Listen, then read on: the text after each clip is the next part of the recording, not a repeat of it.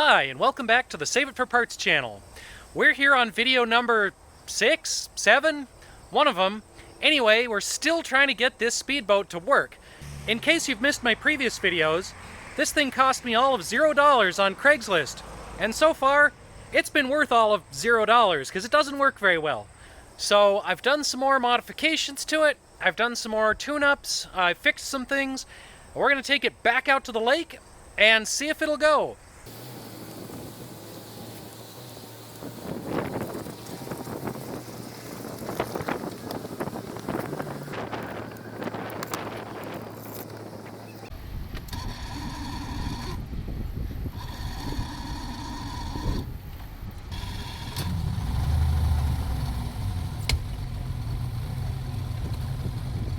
Hey, look, it does reverse again.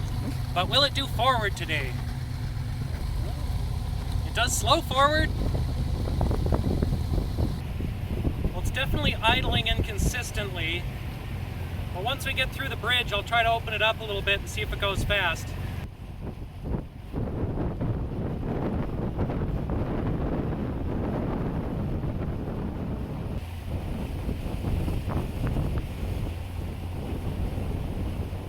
That's actually full throttle, so it's like it's trying, but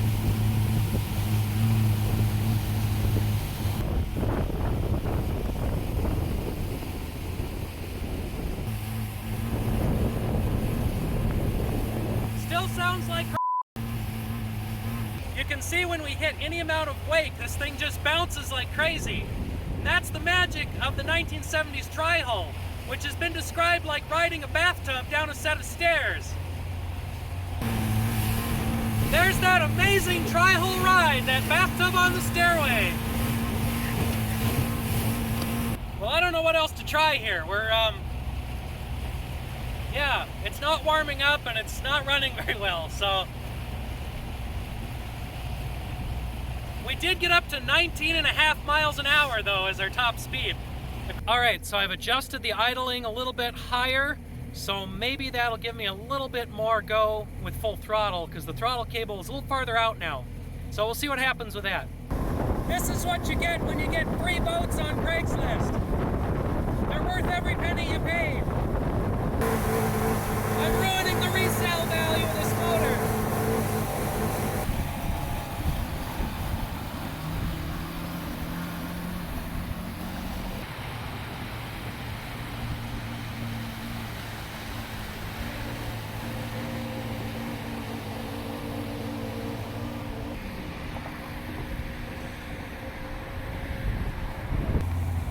I think we're gonna pack it in for the day.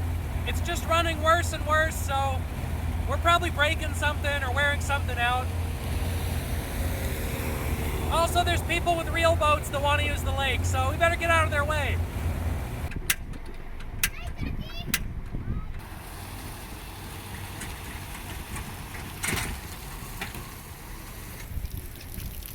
It's only mildly leaky.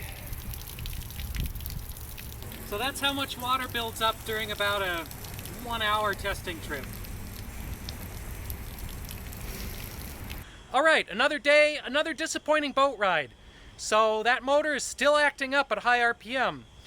I guess I'm gonna have to consult the Antique Outboard Motor Facebook group. I'm sure if I post one of these videos, somebody will probably know exactly what's wrong just from the sound of it. So maybe I'll do that and see if we can tune this up a little more. Alright, so as usual, the internet suggestions for what's wrong with this thing are just all over the map. So, one of the things that people suggested that I haven't done yet is to replace all the fuel lines. So I've got some fuel line, and I'm going to open it up, pull all the old fuel line out, even though a lot of it looks pretty new, and check all of my fuel connections, and then I guess we'll take it out again and see if it runs any better.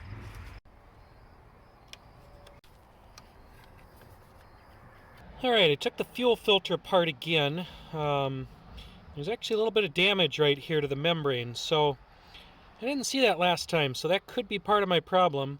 I might just need a new membrane or a rebuild kit for this fuel filter. No user serviceable parts inside. Throw this dingus away. Buy a new dingus from your Friendly neighborhood dingus store because it's 1968. Everybody has one of these. Well, I guess it's time to fire up the time machine and go back to 1968. And here's the time machine. So it looks like we're spending a little more money today. Alright, so I ordered some new spark plugs for that engine, but I guess the shipper decided that spark plugs are best shipped in this plastic bag, and it looks like the mailman ran over the bag with a car, so...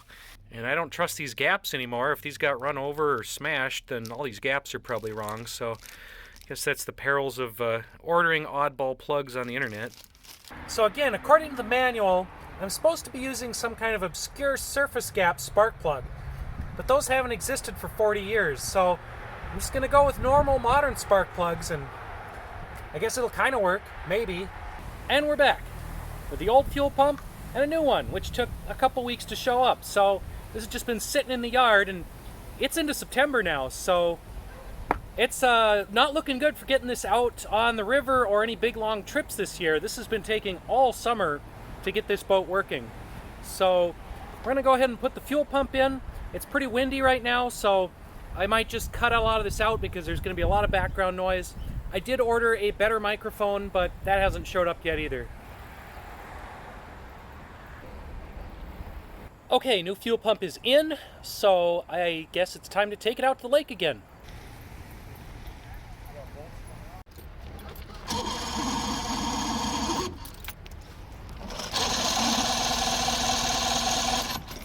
Well, now this thing won't start at all, so I've tried drying it out in case I flooded it, still won't start.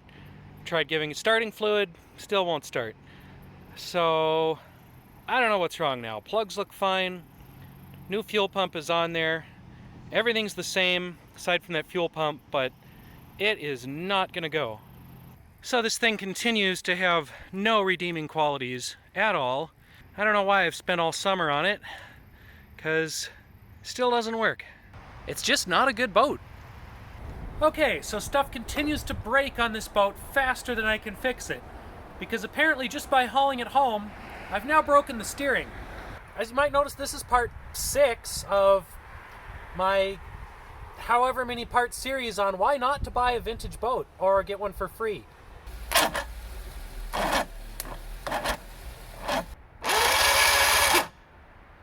Alright, so we currently have no spark at all in the spark plugs, so now my ignition's shot, and my steering's shot, and who knows what else.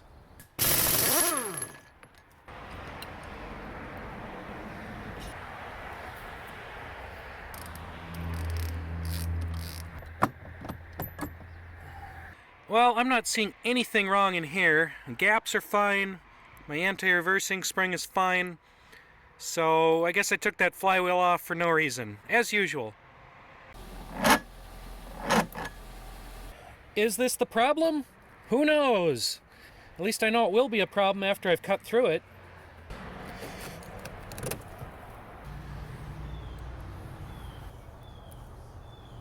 Alright, so it's time for more wiring. I thought I was done with wiring on this engine, but when you've got an engine this old, you're never really done with anything. Since it is now October, it's getting darker earlier and earlier, and I have less and less time to work on this thing in the evenings.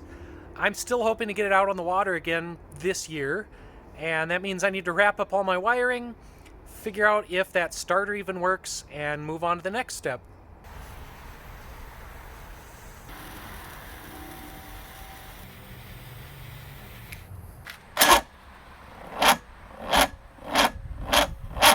So current status is it has spark, the starter works, it's got gas, but it won't go. So I've shot everything full of carb cleaner, including the cylinders. I'll let that sit for a little bit, move it around, let it dry out, and then see if it'll go.